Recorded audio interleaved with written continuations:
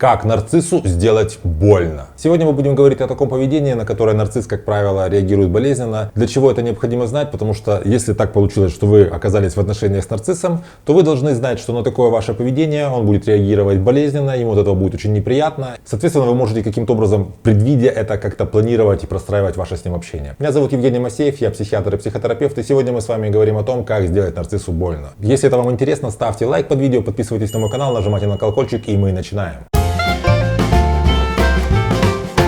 И первая вещь, которая принесет нарциссу море боли, это если вы ему скажете что-то типа «я всем расскажу, какой ты на самом деле». Знаете, это касается тех ситуаций, когда нарцисс наедине с вами ведет себя очень так токсично, унижающе, уничтожающе, не знаю, много вас оскорбляет, а на людях он такой паинька и вроде какой белый и пушистый. Если вы ему говорите о том, что ты знаешь, вот я сделаю так, что все узнают, какой ты на самом деле, или вы ему намекаете на то, что все и так на самом деле знают, что вот ты притворяешься на людях, а на самом деле ты вот в таком личном общении, не такой ты прекрасный, как ты пытаешься себя показать. В такой ситуации нарциссу очень больно, потому что он понимает, что его вот эта фасадная маска такая красивая, она разрушается, и он начинает прикасаться к себе настоящему, к себе вот такому ничтожному, к себе, неблаговидному. Это очень болезненно, и нарцисс, как правило, может либо реагировать каким-то раздражением, либо, в принципе, для него очень тяжело такое слышать. Вторая вещь, которая для нарцисса очень болезненна, когда ему говорят о том, что ты здесь вообще не один, ты не в центре мира, и не вокруг тебя земля вертится. Дело в том, что для нарцисса очень важно, чтобы все, что происходило вокруг него, было как-то связано с ним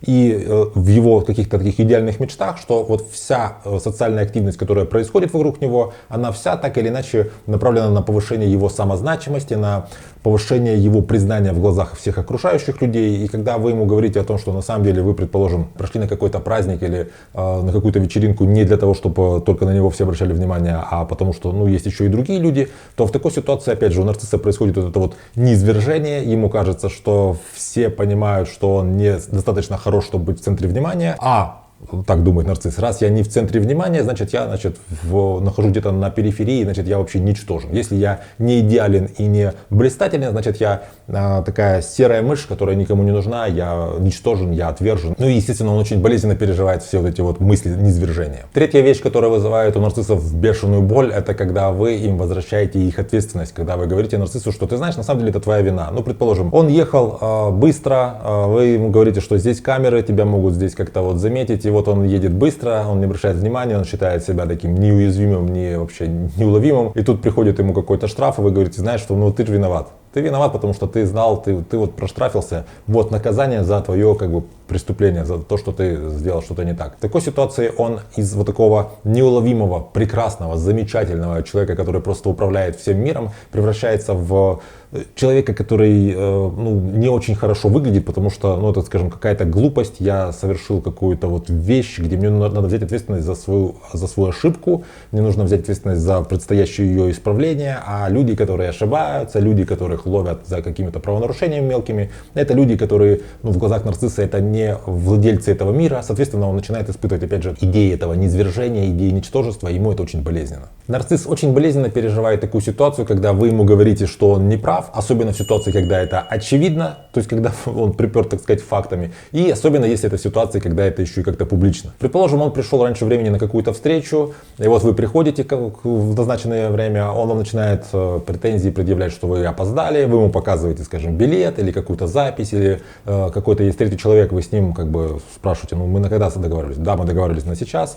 И он в этот момент понимает, что из такого отстаивающего свою правоту праведно негодующего человека он превращается в неправого человека, который ошибся, и кроме того, он еще и не может никак свою эту ошибку отстоять. В такой ситуации он опять же начинает вот эти идеи своего ничтожества, идеи своей некомпетентности, из блистающего, яркого и заправляющего вообще здесь человека, я превращаюсь в человека, который просто делает глупые ошибки, я как будто бы сам по себе не очень такой значимый, не очень компетентный в вопросах какой-то общей жизни. То же самое касается, если, скажем, какая-то компания сидит, вы что-то обсуждаете, и вот он начинает настаивать на том, что, я не знаю, какая-то далекая страна, у нее есть такая-то столица, вы ему говорите, что это не так, он спорит, в результате оказывается, что он был неправ. В таком случае нарциссы, как и дети, они немножко генерализуют эти ошибки. То есть ему кажется, что если я вот сейчас пришел раньше времени, или я сейчас ошибся по какому-то поводу, то это говорит обо мне как о личности. То есть я ошибся один раз, и это не означает, что я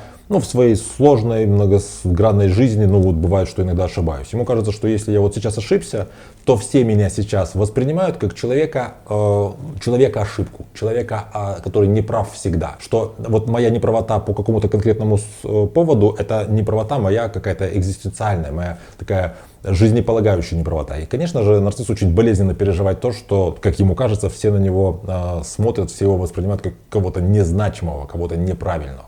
И больнее всего нарциссу будет, если вы ему прямо и жестко откажете в чем угодно, в том числе, скажем, в общении, в том, что касается его нарциссического ресурса. То есть, когда нарцисс слышит от вас такой ясный, не двусмысленный отказ, ему в этой ситуации всегда очень больно, потому что когда вы говорите человеку, что я не хочу с тобой общаться, я не хочу продолжать этот разговор, я не хочу с тобой, не знаю, идти сегодня куда-то проводить вместе время. Когда вы ему отказываете, в этот самый момент он понимает, что у него нету человека, который будет давать ему этот нарциссический ресурс, у него нет запасного, предположим, варианта, и он прямо чувствует себя на какой-то на пороге такой бездны. Он понимает, что в связи с вашим отказом он сейчас окажется без поддержки, без опоры, и он в этот момент чувствует себя очень нестабильно, и ему в этот момент очень больно. Как видите, сделать больно нарциссу на самом деле очень просто, потому что нарцисс в принципе нестабилен, тревожен базово, и очень легко его вывести из состояния равновесия. Очень многие вещи, когда вы ему говорите о том, что вы являетесь субъектом, а не объектом, что у вас есть свое мнение, что у вас есть свое видение, что вы в конце концов не соглашаетесь,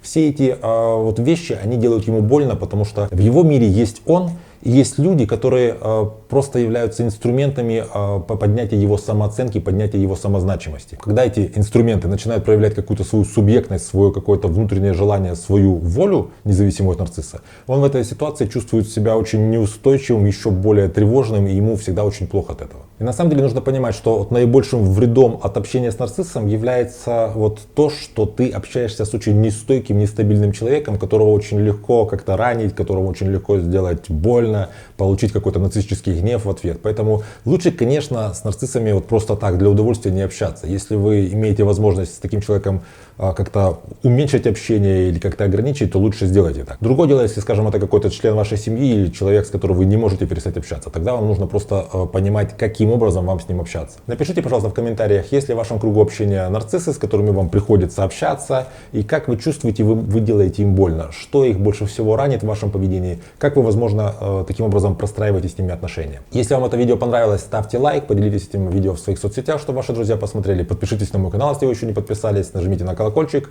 берегите себя и своих близких, и до встречи в следующих выпусках.